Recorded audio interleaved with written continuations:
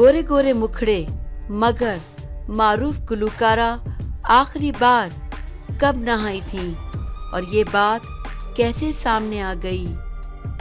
दंग कर डालने वाला इंकिशाफ।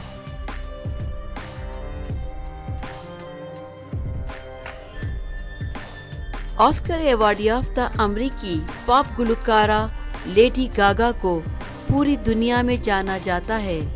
सोशल मीडिया पर अपने मुनफरिद बयानात और ट्वीट्स की वजह से लेडी गागा आए दिन खबरों की सीनत बनी रहती हैं। गुज़िश्ता दिनों ट्विटर पर 33 साला गुलकारा ने इंकिशाफ किया कि इन्हें नहीं याद कि वो आखिरी बार कब नहाई थी।